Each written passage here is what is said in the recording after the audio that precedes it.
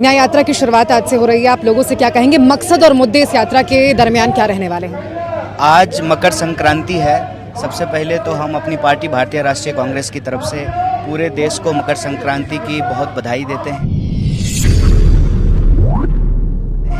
और आज के ही दिन मणिपुर से भारत जोड़ो न्याय यात्रा की शुरुआत हो रही है। मणिपुर से ये यात्रा इसलिए शुरुआत की जा रही है कि आपने देखा कि मणिपुर में जिस तरह से अत्याचार हुए हैं, और मसला सिर्फ मणिपुर का नहीं है। आप जीवन से जुड़े हुए किसी भी क्षेत्र या पहलू को उठा करके देख लीजिए, चाहे आप किसान की बात कर लें, मजदूर की बात कर लें, जवान की बात कर लें, महिला की बात कर लें। जो इस देश के अंदर बेरोजगारी बढ़ी है, महंगाई बढ़ी है, किसानों का आत्महत्या बढ़ा है, नौजवानों का आत्महत्या बढ़ा है। देश में जो पिछले सालों से हम देख रहे हैं कि अत्याचार बढ़ रहा है, अन्याय बढ़ रहा है, इस अन्याय के खिलाफ राहुल जी ने और हमारी पार्टी ने एक आह्वान किया है कि सहना नहीं है, डरना नहीं है। सहो मत, डरो मत, लड़ो अपने न्याय के लिए, अपने हक के लिए। और इसी भावना को लेकर के, इसी भाव को लेकर के, इसी विचार को लेकर के भारतीय राष्ट्रीय कांग्रेस ने भारत जोड़ो न्याय यात्रा की शुरुआत कर रही है। तो मैं इस देश के तमाम आम आवाम से ये अपील करना चाहता हूँ कि आप महसूस करते हैं कि आपके साथ अगर कुछ गलत हो रहा है, आपके साथ कोई अत्याचार हो रहा है, अन्याय हो रहा है, तो उस अन्याय के खिलाफ ना आपको डरने की ज़रूरत है, ना उस अन्याय को आपको सहने की ज़रूरत है। तो आप आइए, इस मुहिम में शामिल होइए। और हम आप तमाम लोगों से अपील करना चाहते हैं कि इस देश में अगर आप अन्याय को समाप्त करके न्याय को स्थापित करना चाहते हैं तो आप न्याय योद्धा बनिए और राहुल जी की इस मुहिम में शामिल होइए।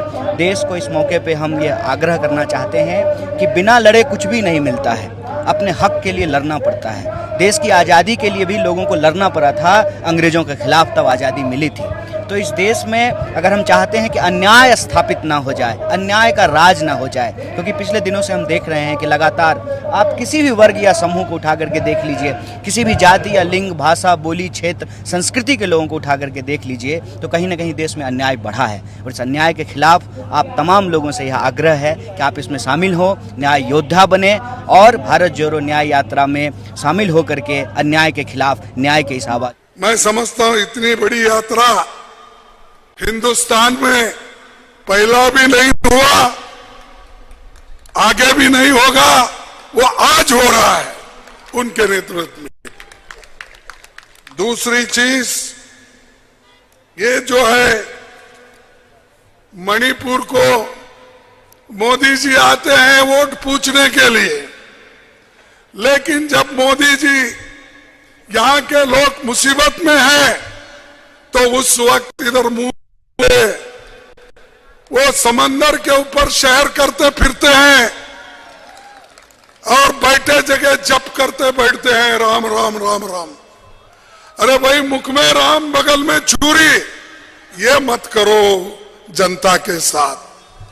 यही हम चाहते हैं। सभी को भगवान की याद आती है, भगवान के बारे में सभी लोग आस्था रखते हैं, इसमें कोई शक नहीं है, लेकिन वोटों के लिए मत करो। वोट मांगने के लिए, वोट पाने के लिए ये सब ढोंगबाजी नहीं करना चाहिए। लड़ो, खूब लड़ो, उसूलों के लिए लड़ो। हम भी लड़ते हैं हमारे उसूलों के लिए। हमारे पुरखों ने, जवाहरलाल नेहरू जी ने, महात्मा गांधी जी ने जो उसूल हमको दिए हैं उसके लिए हम लड़ते हैं। सेक्युलरिज्म के लिए लड़ते हैं, लिबर्टी के लिए लड़ते हैं, इक्वालिटी के लिए लड़ते हैं, सोशल जस्टिस के लिए लड़ते हैं, संविधान बचाने के लिए लड़ते हैं। हम लड़ रहे हैं, तुम भी ऐसा तुम्हारा करो। सब छोड़ के ये लोग आज अपना इसमें धर्म की मिलावट करके लोगों को भड़का हमेशा लोगों के साथ है, गरीबों के साथ है। हम जब पार्लियामेंट में विंटर सेशन में, संसद में, लोकसभा और राज्यसभा में चंद सवाल उठाए, लेकिन गवर्नमेंट उसको उत्तर नहीं दी। 147 लोगों को, 146 एमपीज को उन्होंने सस्पेंड किया। ये अनडेमोक्रेटिक है, इसके लिए हम लड़े।